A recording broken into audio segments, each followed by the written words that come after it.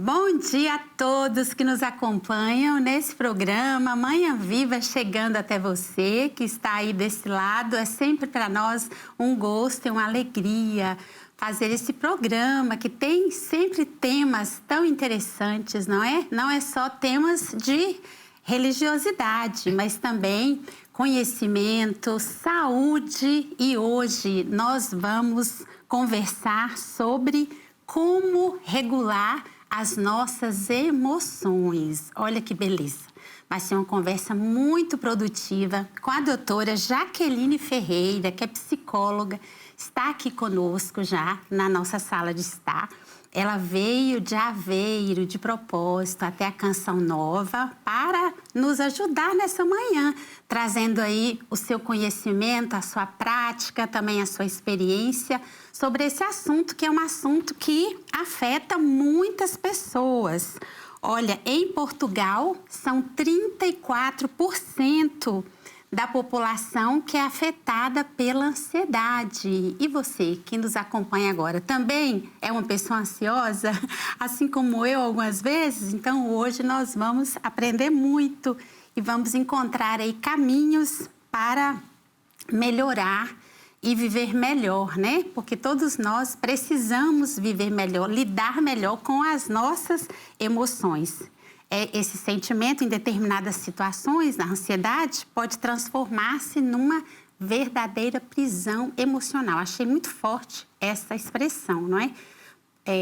Prisão emocional de um sentimento que nós, às vezes, não sabemos lidar com ele. Então, vamos ficar bem atentos, porque o programa promete muito conhecimento e informação boa. Antes de começarmos, de acolher aqui a doutora Jaqueline, eu quero rezar com todos que nos acompanham, como sempre fazemos aqui antes da nossa conversa, entregando mais um programa para Deus, pelas mãos de Nossa Senhora, pedindo que o Senhor nos abençoe. E hoje nós vamos rezar uma oração que há num livro do Padre Adriano Zandoná, que é um sacerdote da comunidade Canção Nova. Ele escreveu um livro que se chama Orações para a Libertação da Ansiedade. Porque, olha, a oração, ela é eficaz e ajuda em tudo na nossa vida. Então, nós vamos rezar esta oração, entregando ao Senhor e pedindo, né, o auxílio dele nesse momento para todos nós. Senhor, peço tua ajuda neste momento para que eu seja capaz de me acolher e me respeitar. Liberta-me de todo excesso de autocobrança, que faz com que eu me agite e complique as coisas ainda mais dentro de mim. Harmoniza minhas emoções e a maneira como eu me vejo. Dá-me a graça de eu me amar e me enxergar com misericórdia. Quero me interpretar e me respeitar como o Senhor o faz, pelo teu auxílio. Sei que o teu poder é capaz de me transformar e mudar todas as coisas em minha vida, dando-me sabedoria para eu administrar tudo o que acontece dentro e fora de mim. Cura-me, Senhor, com o teu amor. Liberta-me dos efeitos da agitação e da ansiedade. Professo que confio em ti e que contigo conseguirei superar todos os desequilíbrios e medos que hoje me fazem sofrer. Obrigada, Senhor, por teu amor e pela sua bondade em minha vida. Glória ao Pai, ao Filho e ao Espírito Santo, como era no princípio, agora e sempre. Amém. Que oração linda, né, doutora? Sem dúvida, gostei muito. Bonita oração, não é? É isso que nós... E eu fui rezando e fazendo também, né? Porque todos nós, fazendo a experiência, né? Todos nós passamos por isso, né, doutora? Sem dúvida, todos nós, de facto, experienciamos a ansiedade.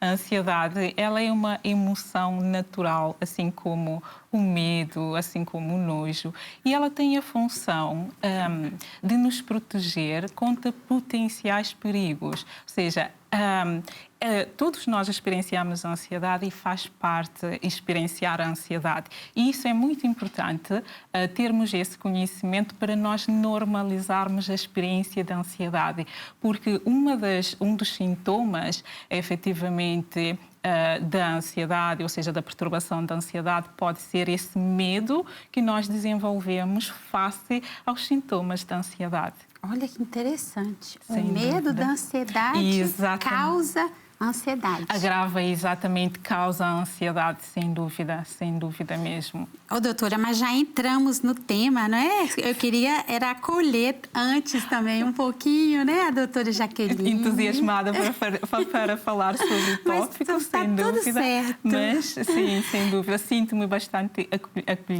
acolhida aqui no programa e sinto que efetivamente também vai ser aqui uma manhã bem aproveitada. Exatamente. E quero desejar então aqui também um bom dia a todos que os ouvintes que nos estão a acompanhar, sem dúvida. Eu já falei que a doutora veio de Aveiro, né? Reside lá, veio para Fátima para estar conosco. Sim. Sem dúvida, sim. Que bênção, e com todos que nos acompanham, que precisam, né? Que é sempre uma providência de Deus.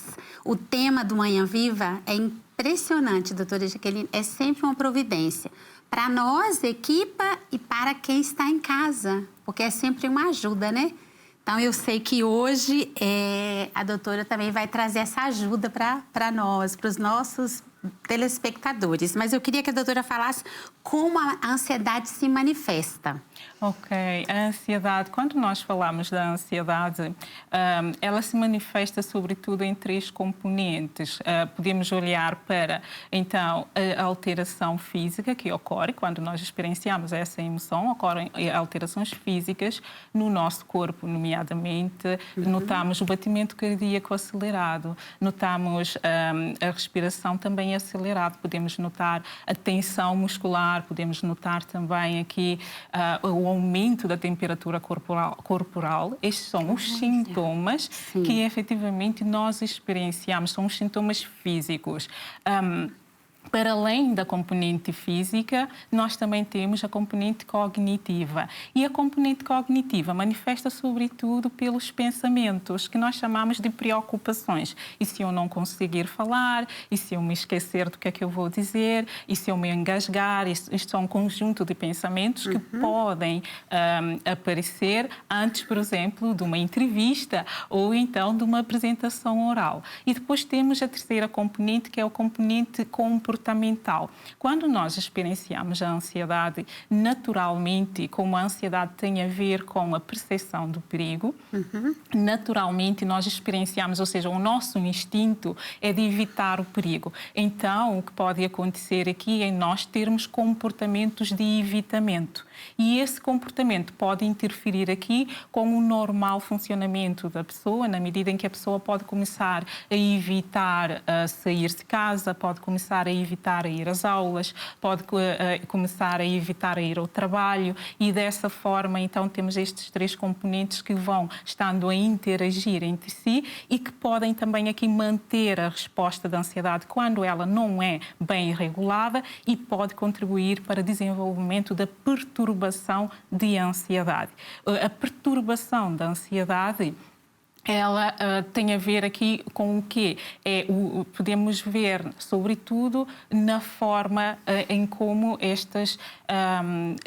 na forma como se vai manifestar em termos da severidade dos sintomas, isto é, o distress que causa na pessoa e também a interferência que vai ter no dia-a-dia da pessoa. Isto é, quão incapacitante está a tornar a vida da pessoa. Sim. Então, o próprio nome já indica, a perturbação é quando se agrava muito. E exatamente, lá está, vai perturbar o dia-a-dia da pessoa. Entendi. E também o bem-estar da pessoa. Doutora, nos últimos anos a gente percebe que fala-se muito, não é? A gente vê muitas páginas de médicos profissionais da saúde orientando, falando para as pessoas, né, como lidar. A doutora acha que essa perturbação, né, essa doença, pode chamar de doença, né, doutora? Não necessariamente. Não. Sim, aqui efetivamente nós podemos olhar para a ansiedade enquanto emoção e depois efetivamente, se não for bem regulada, se a pessoa não tiver aqui formas de regular a resposta da ansiedade, pode levar a essa perturbação, ou seja, a patologia. Sim, a patologia. Exatamente, essa psicopatologia, digamos assim, nesse sentido. Sim, então, sim, bom saber para quem também nos acompanha. A ansiedade não é uma doença. Sim, porque a doença, quando nós olhamos para a doença, nós estamos a falar, a doença é um termo mais de foro físico.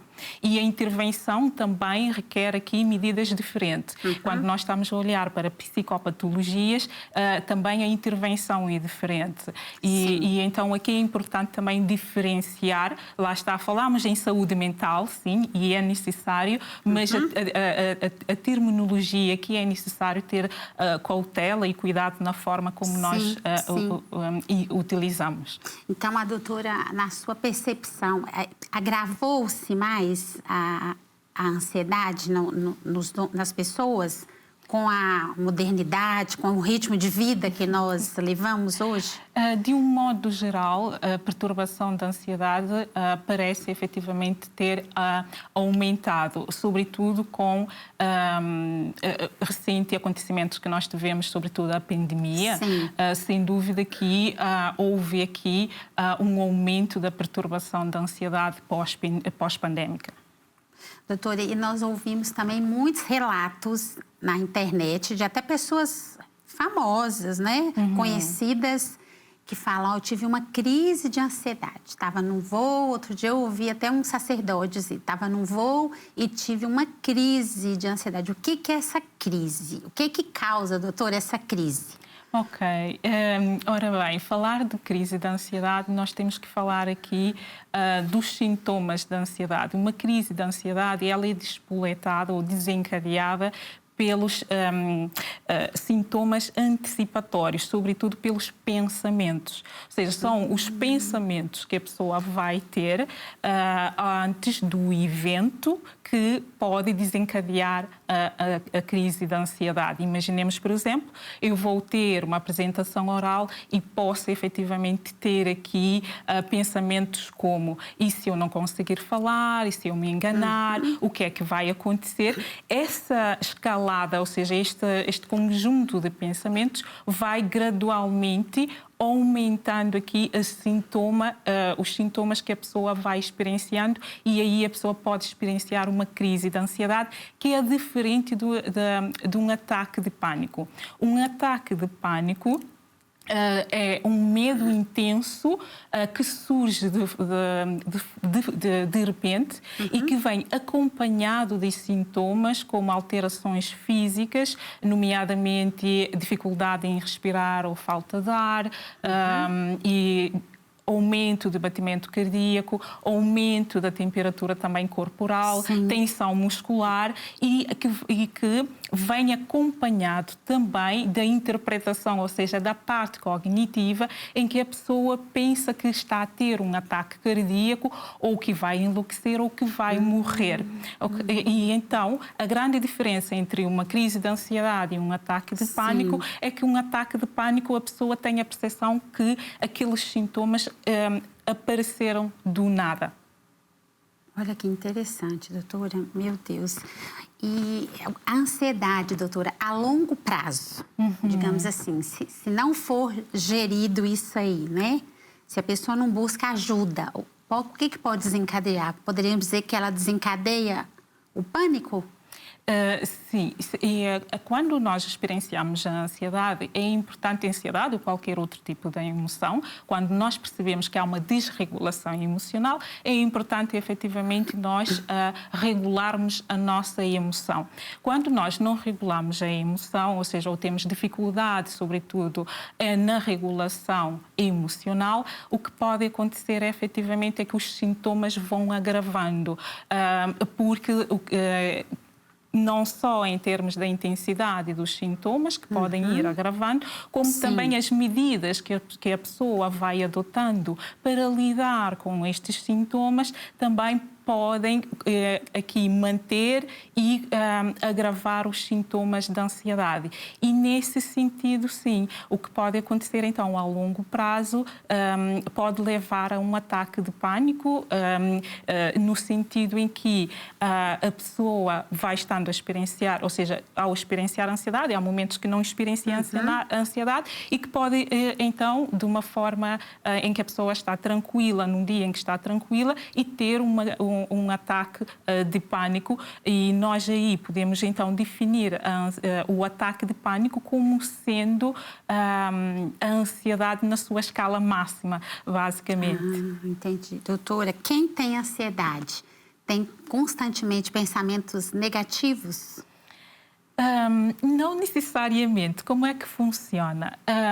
Todos nós temos pensamentos automáticos negativos e isso também é importante para normalizarmos o receio que possamos depois desenvolver face aos pensamentos automáticos negativos. O que acontece é que, para quem sofre de ansiedade, ou seja, para quem experiencia a ansiedade com mais frequência ou para quem tem perturbação da ansiedade, o que pode acontecer aqui é a pessoa ter a percepção ou a frequência destes pensamentos automáticos negativos serem mais frequentes, passo assim a redundância.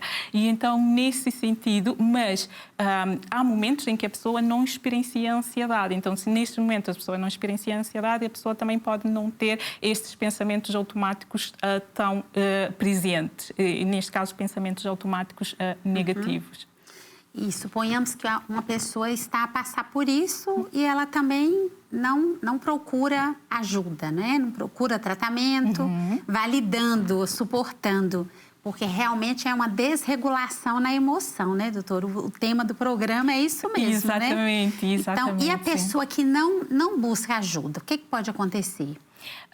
O que pode acontecer é, quando nós experienciamos a desregulação emocional, se estivermos a ter dificuldade na regulação emocional, isso por si só, não é? Experienciar esses sintomas já causa um enorme stress ou sofrimento na pessoa. E depois, com o passar do tempo, pode efetivamente evoluir para uma possível perturbação de ansiedade. E com isso, há então esse agravamento dos sintomas que pode interferir aqui com o sono da pessoa, pode interferir com também a própria saúde da pessoa em termos mais físicos. O que eu quero dizer com isso? Imaginemos, por exemplo, quando nós experienciamos a ansiedade, percepcionamos perigo, ou seja, o nosso corpo está a percepcionar perigo. O perigo, quando nós estamos a experienciar a ansiedade, tem a ver com uma antecipação, não é, de um potencial perigo. E daí que é necessário fazer essa regulação da resposta emocional. E quando nós fazemos a regulação da nossa resposta emocional, nós estamos a trabalhar com o nosso sistema nervoso. Ao trabalharmos com o nosso sistema nervoso, então é importante aqui acalmarmos o corpo e para isso utilizamos várias estratégias e técnicas para acalmarmos essa percepção, ou seja, e regular então o sistema nervoso. Nós vamos falar dessas técnicas depois. Exatamente, eu quero que a doutora fale para nós qual o momento assim que a pessoa tem que dar um alerta, falar, olha, eu preciso procurar ajuda. Qual é o sintoma assim que deve causar esse despertar, né, da pessoa? Ok. Para procurar ajuda, eu diria que sempre que a pessoa notar que tem dificuldades na regulação emocional, deve procurar ajuda. No que toca à ansiedade e particular. Aqui os sintomas são variados, ou seja, vão variar de pessoas para pessoas. Podemos ter sintomas físicos, mais cognitivos e também comportamentais, mas sobretudo se a pessoa notar que os sintomas estão a causar um elevado de stress, ou seja, um enorme sofrimento para a pessoa, e também se estão aqui a interferir com o normal funcionamento da pessoa, isto é, a pessoa começa a evitar sair de casa, começa a evitar as interações sociais, a realizar os seus objetivos. Sim, a pessoa aí deve procurar ajuda. E a ajuda, no caso, doutora, seria um psicólogo, um profissional? Sim, a pessoa deve procurar a ajuda de um profissional de saúde mental. Sim, Exatamente, sim. pode ser aqui um psicólogo e, se for necessário também, uma ajuda mais medicamentosa, terá que procurar também a ajuda de um psiquiatra. Sim. Porque também o medicamento pode ser necessário, sim, né? Exatamente, dependendo da severidade dos sintomas, o medicamento pode ser aqui um aliado essencial no tratamento da ansiedade. Doutora, e as técnicas de respiração, né? Muita gente faz, eu até faço de vez em quando, nessa questão. Às vezes, quando estou também aflita ou ansiosa com alguma situação, essas técnicas funcionam mesmo? Funcionam. Ora, então, falando da regulação emocional, estamos a falar aqui que estamos a trabalhar com o nosso sistema nervoso. Então, quando nós experienciamos a ansiedade, nós notamos o quê? Por exemplo, sintomas ou alterações físicas, como o batimento cardíaco acelerado, como dificuldades na respiração, tensão muscular. Estes sinais dão-nos a indicação de que o nosso sistema nervoso simpático está hiperativado. Ora, então, isto o que é que nos leva? Se o nosso sistema nervoso simpático está hiperativado e não há nenhum perigo físico, não é? Porque a ansiedade está a ser ativada pelos pensamentos, pela cognição. Então, aqui é relevante a pessoa utilizar as estratégias. E uma das estratégias, efetivamente, que é muito utilizada, pode ser aqui técnicas de respiração. Porque nós, ao reduzirmos, ou seja, ao respirarmos de forma mais lenta e pausada, ou seja, inspirar e respirar, o que estamos a fazer é a estimulação do sistema nervoso parasimpático, que é o sistema que está aqui envolvida na resposta de calma e relaxamento do corpo. Olha que interessante. Então, não é um exercício aleatório, assim? Não. Olha, o que eu digo aos meus clientes é que pensem, quando estão a utilizar a respiração, pensem que estão a utilizar a respiração para fazer uma massagem no vosso sistema nervoso. Simpático. Aqui simpático. Gostei. E parasimpático, neste caso, aqui estimular a ativação do sistema nervoso parasimpático para trazer, então, essa resposta de calma ao organismo. Sim. E de segurança que, efetivamente, está tudo bem, não estou em perigo. Sim. E a atividade física, doutora Jaqueline? A atividade física também, ou seja, é sempre muito importante de uma forma geral. Nós sabemos que a atividade física tem impacto quer na nossa saúde física, quer na nossa saúde mental. Mas particularmente na nossa saúde mental. Nós, quando movimentamos o nosso corpo, quer seja com uma caminhada ou com uma ida ao ginásio, ou seja, exercício físico propriamente dito, o que acontece é que vai haver aqui libertação de neurotransmissores, como, por exemplo, a dopamina, que é responsável pela motivação, pelo prazer. A pessoa vai experienciar essa sensação de prazer e de motivação. E também, a par da dopamina, nós temos também aqui o outro neurotransmissor, como, por exemplo, as endorfinas, que vão aliviar na dor. E então, isso efetivamente também vai ajudar aqui, não só como na dor, como também a tensão muscular. E, sem dúvida, ajuda com a resposta da ansiedade, porque nós sabemos que a ansiedade também provoca bastante tensão muscular. Sim, doutora, é muito interessante e importante o que a doutora está trazendo. Eu sou prova disso, que a atividade física assim, eu senti uma melhora enorme em tudo, né? Não só no físico, mas principalmente aqui. Porque Exatamente. Muita coisa a gente sofre na mente, né, doutora? Sim, e quando nós fazemos a atividade física, o que é que acontece também? Estamos focados naquela atividade, estamos no momento presente, que é o que também hoje em dia se fala muito, usando aqui o termo de mindfulness, para estarmos no momento presente, ou seja, sairmos um pouco daqui, da nossa cabeça, e estar no momento presente. O estar focado no momento presente também ajuda com a resposta da ansiedade e também com a nossa concentração, não é? Sabemos que a atividade física tem aqui mais benefícios. Nós vamos terminar esse primeiro bloco, né? Ainda bem que temos o segundo bloco com essa dica importantíssima da doutora, que precisamos fazer atividade física. Quem não faz, é urgente, né, doutora? Começar ou recomeçar, retomar, né? Sem dúvida, sim, atividade física, desde que seja efetivamente mexer o corpo. Não tem que ser necessariamente ir ao ginásio. A pessoa efetivamente pode fazê-lo, sem dúvida, e há benefícios, mas efetivamente, desde que seja mexer aqui, trazer movimento para o corpo, sim, sem dúvida. Se pôr sempre em movimento, né? Isso, sim. Então, nós chegamos ao fim deste primeiro bloco, mas o assunto continua no segundo bloco. Temos muito para conversar ainda.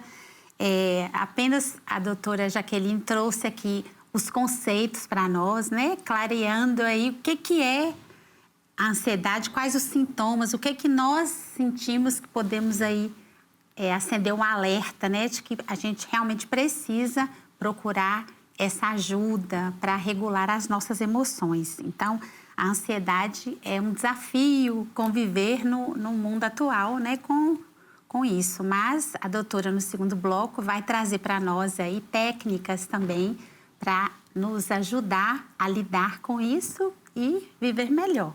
Então, aguarda aí um instantinho só, que nós já voltamos no segundo bloco conversando sobre como regular as nossas emoções.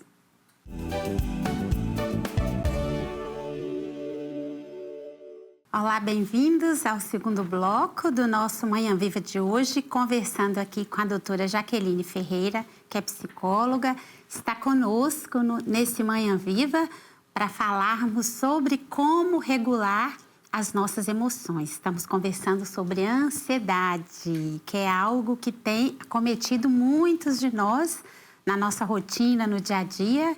Então, é importante você que começou agora a nos acompanhar, depois ver o primeiro bloco desse programa, que inclusive fica gravado no YouTube da Canção Nova Portugal.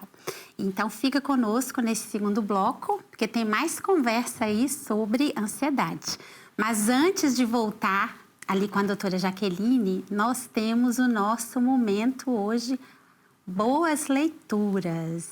Já vamos mostrar o que a loja Canção Nova trouxe para nós hoje.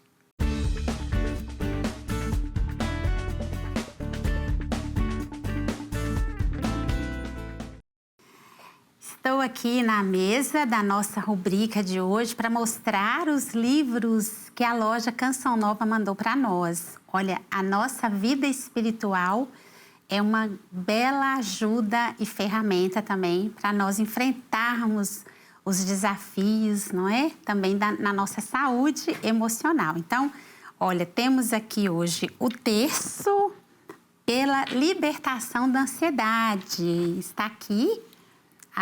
O nosso câmera vai mostrar, né, esse texto, que é uma poderosa ferramenta de devoção e libertação também, projetado para nos ajudar nessa conexão com Deus, porque a oração, ela é o nosso alicerce, né? A base da nossa vida também precisa ser a oração. Temos aqui o livro Estresse, Ansiedade e Depressão, da doutora Gisela Savioli. Inclusive tem um programa na nossa TV, ela é muito conhecida e ela vai nos explicar o motivo pelo qual a nossa sociedade está sofrendo tanto dos chamados males do século XXI, que são o estresse, a ansiedade e a depressão. Fica aí essa boa dica para nós. Outro livro aqui é A Cura das Feridas Interiores. Cura do medo, cura da ansiedade, cura da preocupação, cura da autoimagem. Tudo está aqui contido neste livro, nessa sugestão, que vai nos ajudar a entender como são formados os nossos traumas e como podemos nos livrar deles, com a ajuda dos amigos, dos familiares e, sobretudo, com a graça de Deus, que é nosso Pai e nos ama. Esse livro é da irmã Maria Eunice, que também é membro da comunidade Canção Nova. Outra dica aqui, esse livro, inclusive, é muito conhecido já na nossa loja. O nome é interessante, ó, Depressão, Onde está Deus? Nós ouvimos alguma vez alguém dizer, né, que depressão é falta de Deus. E esse livro vai mostrar para nós que não é isso. É uma abordagem corajosa sobre depressão. Vai trazer para nós relatos de médicos também, profissionais da área, e experiências de fé do próprio autor, que é o Dr. Roque Savioli. Por acaso é o esposo da doutora Gisela, né? Então, através da fé, do preenchimento do vazio espiritual e moral, esse livro é um apelo para que nós também possamos elevar a nossa alma para Deus em busca da nossa cura. E, por último, o livro aqui, A Perseverança nas Pequenas Coisas. É uma obra que traz um tema muito importante para todos os nossos dias, a perseverança, que é uma qualidade das pessoas que persistem, que têm constância nas suas ações e não desiste diante das dificuldades. Olha, é importante, não é? Nós cultivarmos a perseverança. É do padre Anderson Guerra. Então, estão aqui essas dicas maravilhosas, porque a leitura também é uma ferramenta maravilhosa para nos ajudar também na questão do controle das emoções, porque também vai mexer com a nossa parte cognitiva. Então, fica a dica de livros e para sairmos do telemóvel e agarrarmos no livro, trocar o telemóvel por um livro, vai fazer muito bem para todos nós.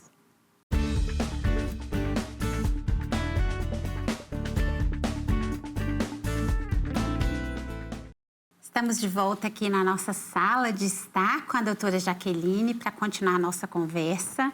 Eu só quero lembrar a todos que nos acompanham que acabaram de ver as dicas de livros que nós trouxemos hoje, excelentes dicas. Todos os livros podem ser solicitados também de forma online ou através do nosso telefone, numa das nossas lojas em Portugal, que temos loja em Lisboa. Vai aparecer o endereço para quem nos acompanha. Temos loja aqui em Fátima e temos loja também em Évora. Então, voltando aqui com a doutora Jaqueline, vamos falar sobre as causas, doutora, da ansiedade, que eu acho que ficou faltando no primeiro bloco, né, doutora? Sem dúvida.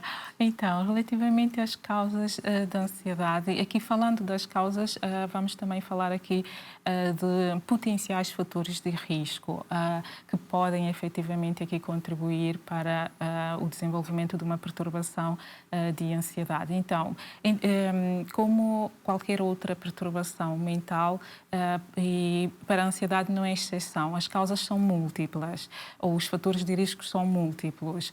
Podemos ter aqui fatores genéticos, isto é, um historial de doença ou de perturbação mental na família pode efetivamente deixar a pessoa mais propensa a experienciar a ansiedade e a ter ou desenvolver uma perturbação da ansiedade.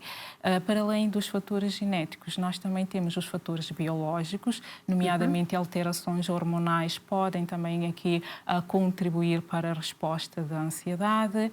Temos os fatores psicológicos, que vai depender aqui da experiência, ou seja, da forma como cada um vai responder a resposta da ansiedade, e depois temos a experiência de vida, que são os fatores aqui que estão integrados aqui dentro dos fatores sociais. E para além dos fatores sociais ou ambientais, ou seja, dentro dessa categoria de fatores sociais ou ambientais, nós podemos aqui ter um conjunto de estressores, nomeadamente a instabilidade política, a instabilidade económica, a instabilidade profissional também, ou seja, o desemprego, a insatisfação com o trabalho precário, a pressão social, ou seja, são um conjunto de fatores que acabam aqui por contribuir para a pessoa experienciar a ansiedade ou então vir a desenvolver também a perturbação da ansiedade. Sim, esse clima mundial de tensão que a gente vive também, a gente precisa trabalhar isso também, né, doutora? Sem dúvida. De ver notícias também muito ruins. O consumo, não é? O consumo. Aqui mais em termos de informação, essa exposição, tentar perceber, é certo que é importante termos acesso à informação, contudo também é importante filtrar a informação que estamos a consumir, porque isso pode efetivamente ter aqui impacto no nosso sistema nervoso. Doutora, algo que me ocorreu, o sono, ele influencia? Sem também, dúvida, assim como também a própria ansiedade também pode influenciar, ou seja, se eu estou a experienciar a ansiedade, pode influenciar o sono, também se eu dormir, ou seja, se eu não tiver um hábito de sono saudável, isso também pode aqui contribuir para a resposta da ansiedade, portanto, influencia sim. Sim. Nós falávamos sobre, no primeiro bloco, sobre a ansiedade relacionada com o pânico, né? Queria que a doutora falasse sobre 3 questões que acometem muito também hoje a todos nós, né? Que é a ansiedade com o pânico e a depressão. Qual a relação, doutora? Ok, então, voltando aqui um pouco ao primeiro bloco, então a ansiedade é uma emoção natural, não é? Que todos nós experienciamos. Como disse inicialmente, ela tem a função de nos proteger face a potenciais perigos. O ataque de pânico é aqui nós experienciamos a ansiedade na sua escala máxima. Um ataque de pânico surge, ou pelo menos na percepção da pessoa, surge de forma espontânea e a pessoa ter aqui então os sintomas que nós já mencionamos. E a depressão, como é que a ansiedade, ou os sintomas da ansiedade, ou a própria perturbação da ansiedade pode estar aqui associada à depressão? Nós, quando experienciamos a ansiedade, ela tem impacto na nossa autoconfiança, tem impacto na nossa autoestima. E como afeta esses componentes que são aqui essenciais também para o nosso bem-estar e emocional e psicológico, o impacto na nossa autoestima e na nossa autoconfiança pode causar aqui uma sensação, ou seja, o geral de insatisfação, e isso pode contribuir para sintomas depressivos ou para o desenvolvimento também da perturbação depressiva. E em situações de crise, como devemos lidar, doutora? O que precisamos fazer, não é? Ok. Então, antes de falarmos da situação de crise, é importante aqui nós percebermos que estratégias é que, de facto, nós utilizarmos no nosso dia-a-dia para regular as nossas emoções. Nós temos um conjunto de cuidados que nós adotamos com a nossa saúde física, por exemplo, não é? E que também têm implicações na nossa saúde mental, nomeadamente hábitos de higiene, uma boa alimentação, também ter rotinas de sono também, aqui, ou higiene de sono também, atividade física, ou seja,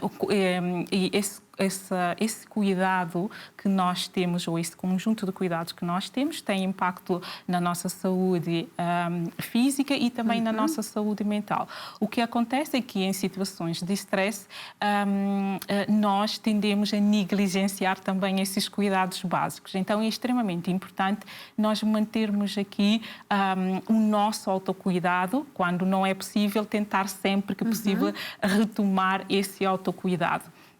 Depois, para além desse cuidado básico que nós temos, é necessário também aqui, ou será necessário, adotarmos estratégias para a regulação emocional. Nós temos, por exemplo, se calhar todos nós temos em casa um kit de primeiros socorros para a saúde física. E se eu perguntar às pessoas se têm estratégias para regular as emoções, muitas vezes não têm.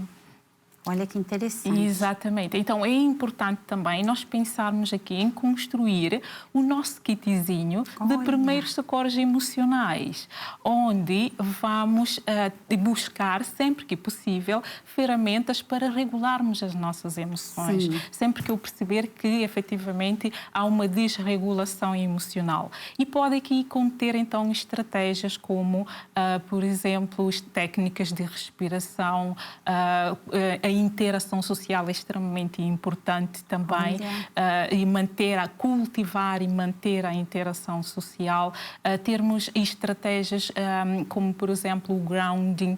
O grounding basicamente consiste em estarmos presente no aqui e no agora. E como é que nós podemos fazer o grounding? Utilizando, por exemplo, os nossos sentidos. Ou seja, eu identificar 5 coisas no espaço que eu consigo ver, identificar 4 coisas que eu consigo, ou neste caso sons que eu consigo ouvir. E exatamente 3 coisas que eu consigo tocar, e identificar aqui 2 cheiros que eu consigo sentir e uma coisa que eu consigo saborear. Esta é a técnica mais tradicional, a técnica de grounding, que também podemos ter ali no nosso kit e perceber que, ok, se calhar é um bom momento para eu efetivamente utilizar aqui esse tipo de estratégia, ou então simplesmente fazer uma pausa. Não é? Porque também é necessário fazermos pausa nessa vida de correria ou tão corrida. Também precisamos simplesmente fazer uma pausa, levantar, olhar lá fora e depois retomar o trabalho.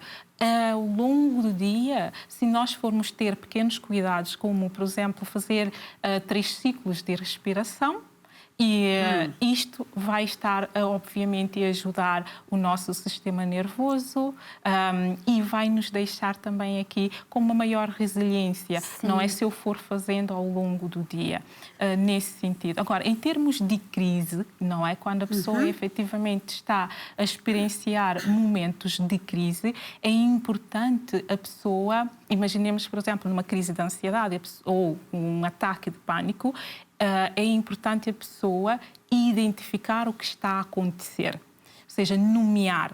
A partir do momento que eu nomeio, identifico o que está a acontecer, que é simplesmente estou a ter uma crise de ansiedade, eu estou a ter um ataque de pânico, isso ajuda, porque a pessoa consegue criar essa distância. Para além de nomear, validar também, porque como há muito preconceito, não é? Isto não contribui para a aceitação dessa resposta e também, quando nós experienciamos esse stress, nós naturalmente, isto é, instintivamente, tendemos a rejeitar essa resposta porque causa sofrimento.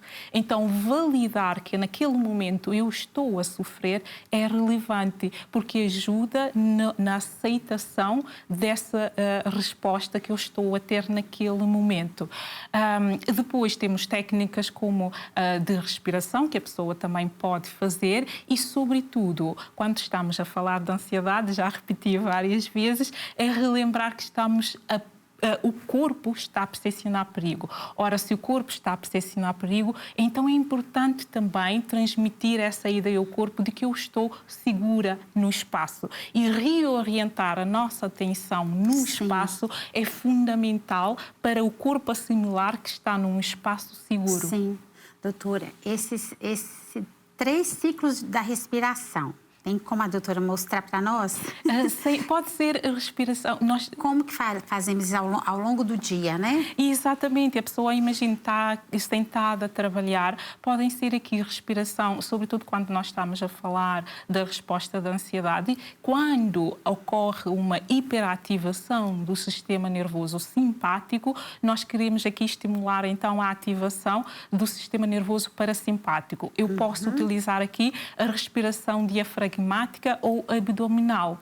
E então, para fazer essa respiração, o que temos que fazer basicamente é colocar a nossa mão aqui no abdômen e tentar perceber se quando eu inspiro, a minha barriga vai para fora. Não é? Quando eu inspiro, vai encher de ar, e quando eu expiro, ela vai encolher. Entendi. Ok? Eu tenho que certificar que eu estou a fazer aqui esse movimento de forma correta. De forma correta. Eu estou a fazer aqui agora. Exatamente.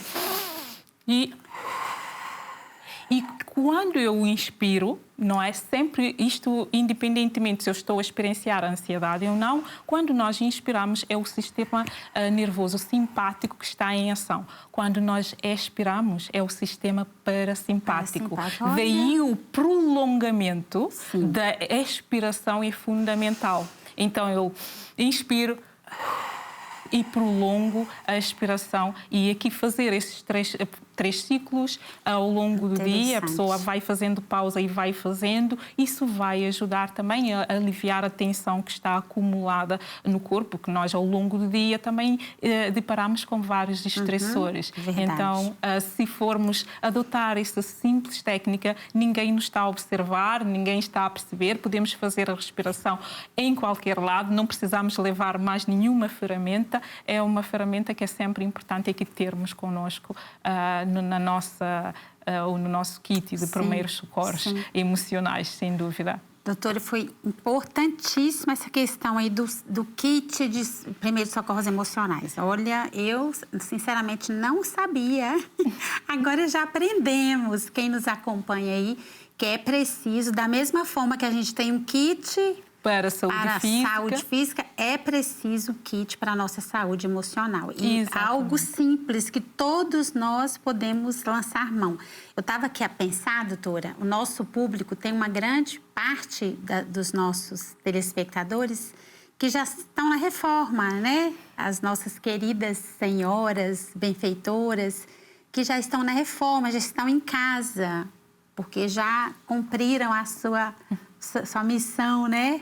Os seus anos de doação, de trabalho.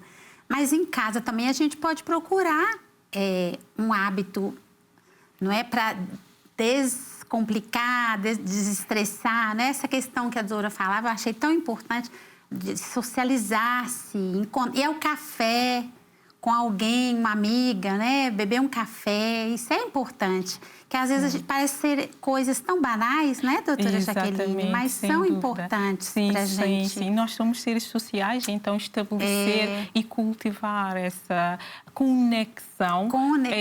Exatamente, porque quando nós conectamos, sentimos-nos seguros, não é? É importante também perceber com quem é que vamos nos conectar, não é? Isso é fundamental. Mas quando nós estabelecemos a conexão com a pessoa, não é? E sentimos-nos seguros, e isso também acalma o nosso sistema nervoso. Cultivar, né? Principalmente se for uma pessoa bem animada, positiva, né, doutora? Exatamente, sim. Que vai nos animar. Sem dúvida, porque estamos ali na convivência social, não é? Estamos ali a divertir, a trocar ideias, não é? A partilhar. Então, sem dúvida que isso tem impactos muito positivos. Sim. Já que a doutora falou aí da escolha também, é importante a gente escolher, né, com quem. Eu lembrei-me que há algo também que gera em nós esgotamento, é a dificuldade de impor limites, não é? De dizer não, de falar, eu não posso, isso eu não quero, não é, doutora? Sim. Isso leva também a um esgotamento, a uma ansiedade. Como que a doutora vê isso, assim, na sua prática, nas consultas, você vê muito isso? É sim, a dificuldade em estabelecer limites, de facto, é um problema muito recorrente, ou seja, muito comum. E é importante aqui, sobretudo quando nós estamos a trabalhar com as pessoas e identificarmos que há essa dificuldade em estabelecer limites, é importante, sobretudo, e dar um passo atrás na medida que temos que questionar aqui, ou seja, ajudar a pessoa a identificar o porquê que está a ter dificuldades em dizer que não, por exemplo, não é? Em estabelecer limites. Porque muitas vezes não é o dizer que não em si, mas sim é a dificuldade em dizer o não, na medida em que a pessoa pode ter aqui muitas interpretações associadas ao dizer que não. Por exemplo, a pessoa pode pensar que se eu disser que não, estou a ser insensível. Se eu disser que não, vou ser rejeitada. E então, identificar isso é fundamental para nós trabalharmos, porque a partir do momento que nós trabalhamos isso, a pessoa naturalmente consegue estabelecer limites. E é importante, né? Independente da nossa idade, né, doutora? Sem dúvida, sem dúvida. Sempre é tempo. Sim. Outra coisa interessante, doutora, que eu queria que você também falasse para nós é a questão da arte, da criatividade, da música, né? Como que também elas impactam a nossa saúde mental? Ok. Relativamente à arte, à música, quando nós estamos a explorar, digamos assim, não é? A criar, não é? Porque a arte é uma forma de expressarmos.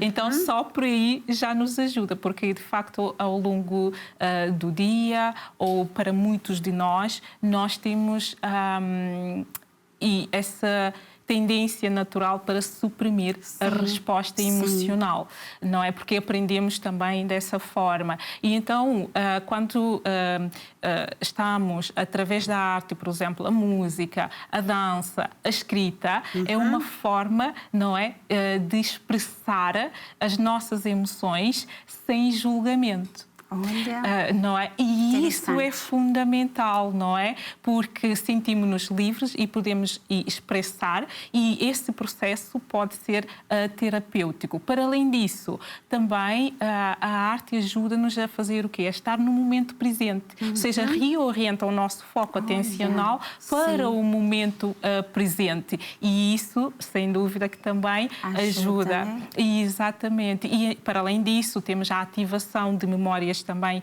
positivas enquanto eu estou a criar, e também o próprio processo de criação também é satisfatório, não é? E vai também aqui contribuir para a libertação, por exemplo, da dopamina, que também tem um impacto na nossa motivação e no prazer. Na alegria, né? Doutora, eu estava a me lembrar aqui, sabe de quem? De um exemplo que nós temos tão vivaz, né, na arte, que é o Van Gogh, né? O Vincent Van Gogh. Modelo de alguém que sofreu, né, nas doenças mentais, e olha o legado que deixou, né? A arte, então, era isso para ele, né, doutora? Eu estava falando, eu estava a me lembrar. Era o momento que ele se expressava, que ele sem dúvida trazia... que a arte pode efetivamente ser uma forma, sim, sem dúvida, de expressarmos e processarmos a nossa resposta emocional. Sim, pode ser uma das formas, sim. Não precisamos ser um Van Gogh, né? Mas tem alguma coisa que a gente gosta de fazer, de aprender, não é, doutora? Exatamente. É uma boa dica que a doutora dá para nós aqui, dentre tantas que já trouxe, né? Práticas para nós, principalmente nós, mulheres, donas de casa, não é?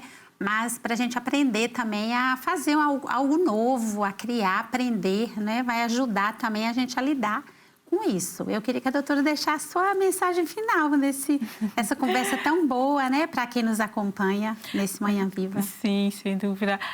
A mensagem que eu deixo, então, para todos os telespectadores é essa mensagem de tentar perceber como é que fazem a regulação emocional no dia a dia, tentar perceber se é necessário ter o kit de primeiros socorros emocionais, não é? Nesse kit pode ter, então, exercícios de respiração, pode ter uma caminhada, pode ter uma escrita, pode ter uma dança, ou seja, a pessoa vai construindo o kit com, efetivamente, aqui estratégias e técnicas que podem ajudar a regular a resposta emocional.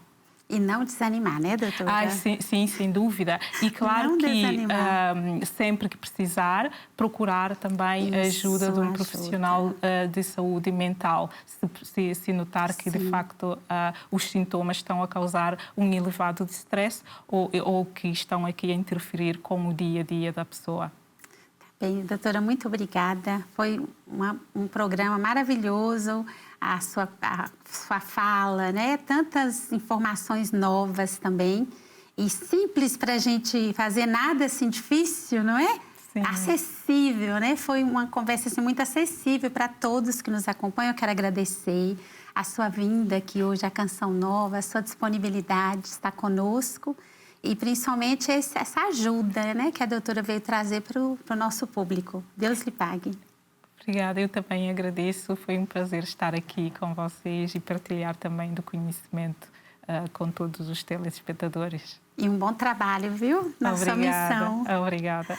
Nós agradecemos, então, a todos que nos acompanharam nesse programa tão produtivo, tão rico de conhecimento para nós, não é? Que foi o Manhã Viva de hoje. Continue ligado com a nossa programação. Lembrando que você pode enviar esse programa para alguém que precisa dessa ajuda, desta orientação que foi dada aqui pela doutora Jaqueline. Envia para alguém esse Manhã Viva e fique conosco na nossa programação e até o próximo programa, se Deus quiser.